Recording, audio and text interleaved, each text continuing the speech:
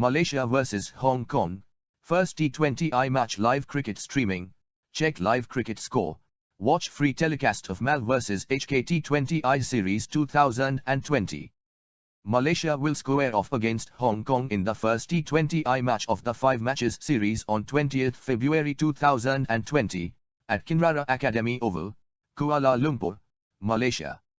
The tournament will kick-start from February 20th and it will end on 26th February 2020. It is a very important series for Hong Kong as their result would decide the participation in the Asia Cup later this year. Meanwhile, you have arrived at the right platform, if you are looking for free live cricket streaming of Mal vs HK first T20I match along with the live score and other telecast details. Malaysia vs Hong Kong, cricket score first T20I match. Malaysia will be led by Bhushan Save while Hong Kong will play under the captaincy of Ijaz Khan. Hong Kong is a better side compared to the Malaysian cricket team. The home team is ranked at 40th position, while Hong Kong is placed on the 20th spot as per the latest ICC Men's T20I ranking. Hong Kong did pretty well in the CWC Challenge League tournament.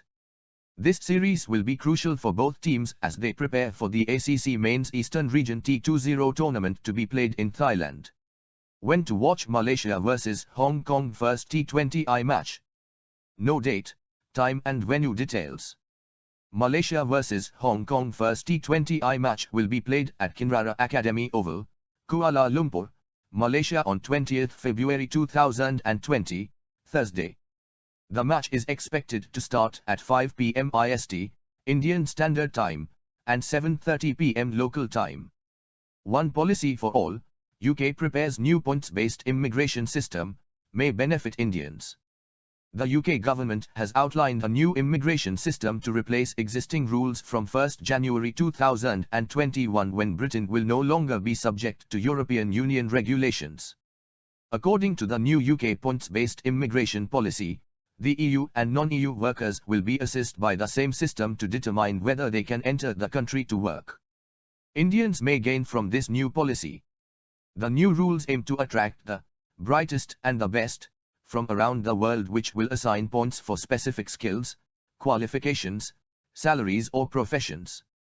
Visas will only be awarded to those who gain enough points. The new policy aims to address the call of the nation to bring down immigration and end the dependence on low-skilled labor coming from abroad, but instead, it will incentivize businesses to train and upskill British people for it. Today is a historic moment for the whole country. We are ending free movement, taking back control of our borders and delivering on the people's priorities by introducing a new UK points-based immigration system, which will bring overall migration numbers down.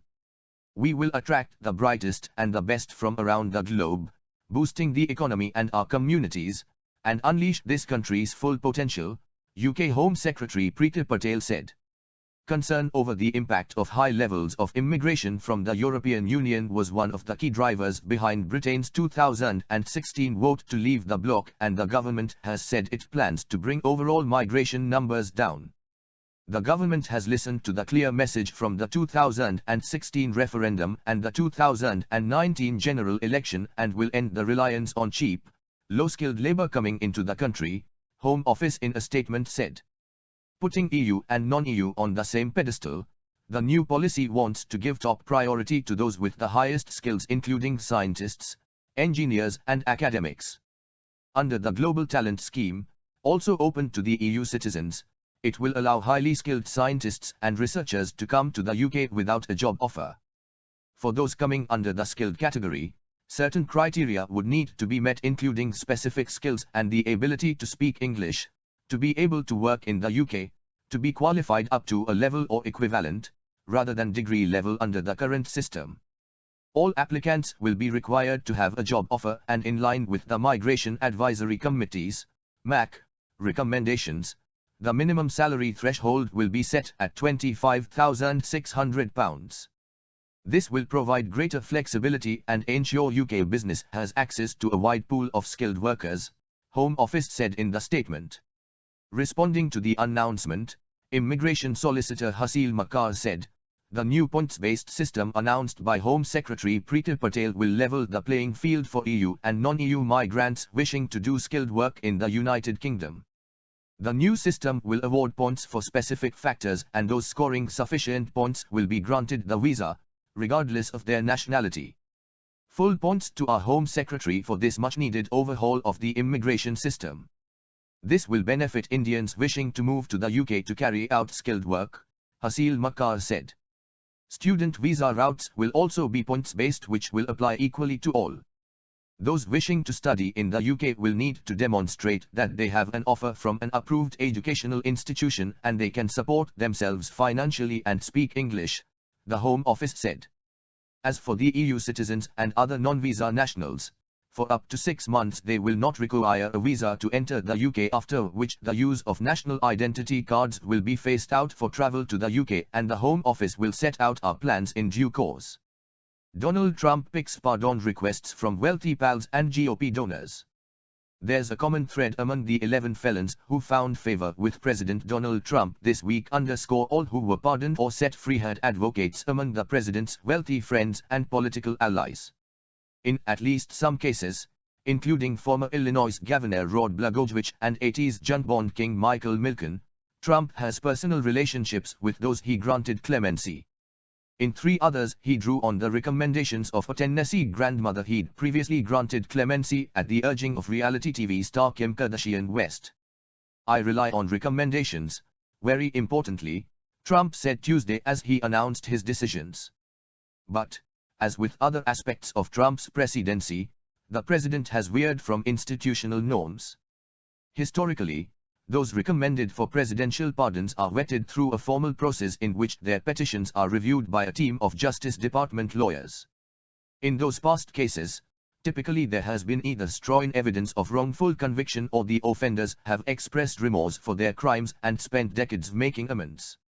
Tuesday's announcement from the White House instead often sought to minimize the severity of the crimes that had been committed, and listed the names of GOP megadonors, celebrities and Fox News personalities who had advocated for the felons to get a break. Former New Jersey Governor Chris Christie said his client, former Simplicity Corp CEO Ariel Friedler, was pardoned after he personally vouched for the businessman during a call with Trump on Friday.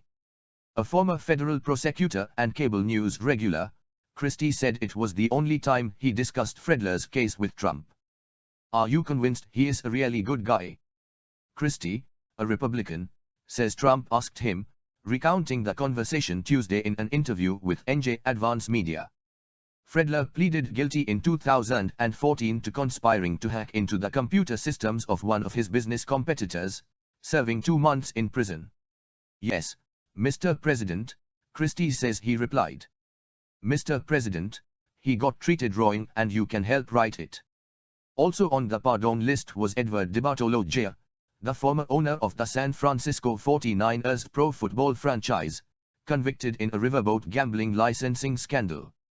In its media release, the White House touted the unprecedented 13 division titles and 5 Super Bowl championships, won by DeBartolo's teams, as well as the money the billionaire has given to charity. The MVPs of DeBartolo's pardon hunt included a roster of Hall of Fame players, NFL Commissioner Roger Goodell and New England's Patriots owner Robert Kraft, who recently had his own scrape with the law. Critics of Trump's clemency actions, including some members of the president's own party, said Wednesday that Trump was undercutting federal prosecutors who seek to hold the powerful accountable, especially those who betrayed the public's trust. David Safavian, a former high-ranking official at the General Services Administration, was pardoned by Trump despite felony convictions for making false statements and obstructing an investigation tied to the probe into the activities of disgraced Washington lobbyist Jack Abramoff.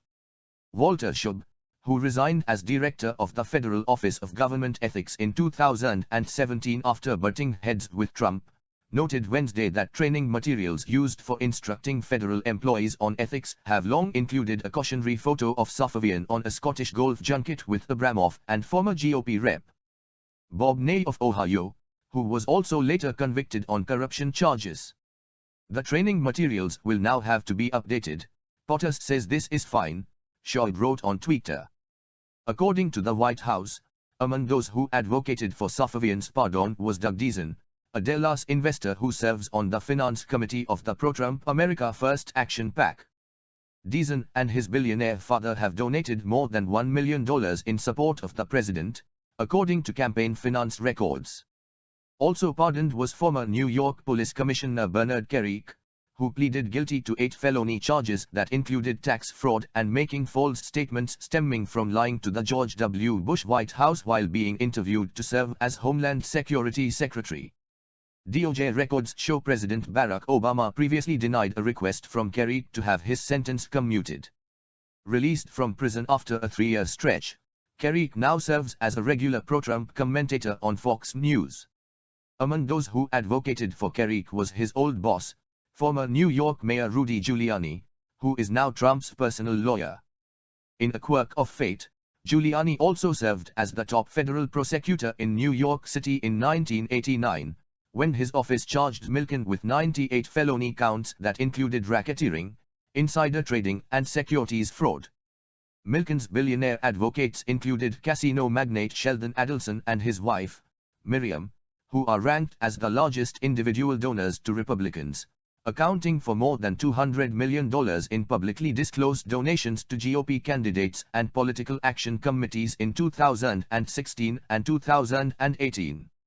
Groups directly supporting Trump got at least $30 million of that money.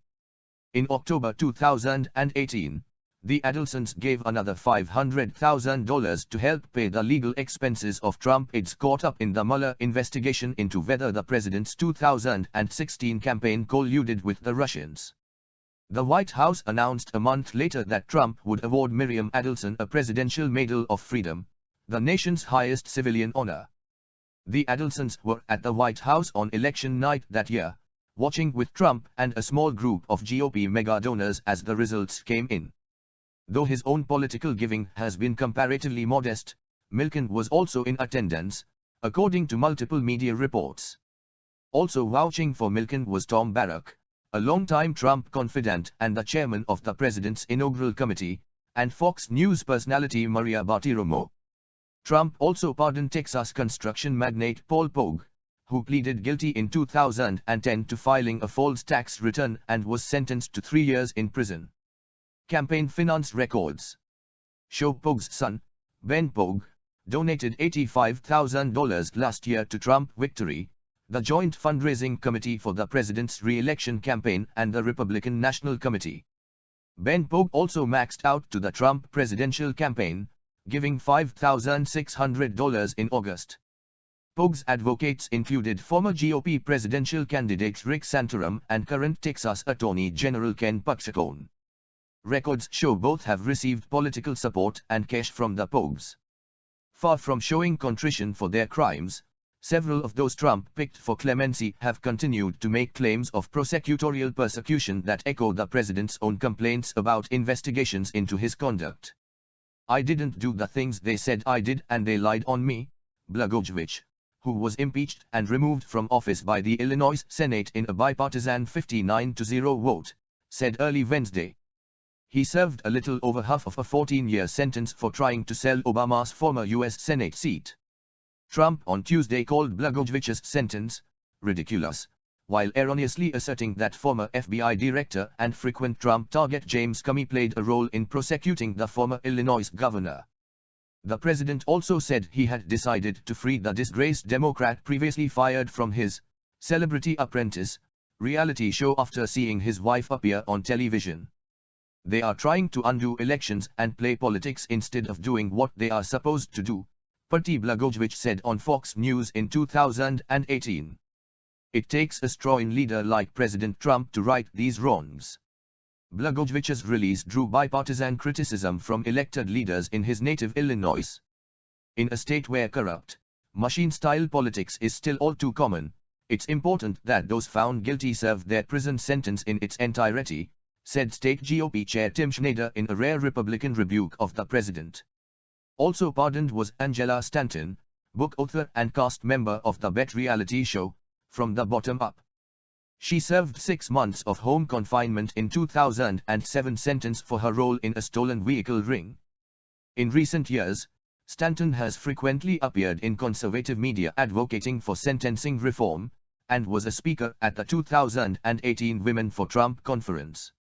Her clemency request was supported by Alveda King, a niece of the slain civil rights icon Dr. Martin Luther King and a Fox News contributor. Not all those granted clemency by Trump on Tuesday were wealthy or famous. Tina's Nicole Hall, Crystal Munoz and Judith Negron were nonviolent federal offenders serving long sentences commuted by Trump, ensuring their early release. All had their cases championed by Elise Johnson, a Tennessee grandmother convicted on felony drug and money laundering charges in 1996. She was released from prison in June 2018 after Kardashian West asked Trump to grant her clemency. Johnson said the president had been looking specifically for female candidates, and had asked her for a list of other women who deserved clemency. Johnson, Hall and Munoz had all previously had commutation requests denied by Obama. Johnson's story was featured earlier this month in an ad for Trump's re-election campaign that aired on Fox during the Super Bowl at a reported cost of $11 million. "I'm free to hug my family. I'm free to start over," an emotional Johnson says in the ad, which includes footage of the moments after she walked out of prison. "I want to thank President Donald John Trump." The ad was widely seen as an attempt by Trump to court black voters, who overwhelmingly have supported Democratic presidential candidates in recent decades. White House spokesman Hogan Gidley denied that the president had any political motives in choosing who gets clemency. "The president is clearly against excessive sentencing, whether it's Rod Blagojevich or Elise Johnson," Gidley said. "He does this because he wants to right wrongs.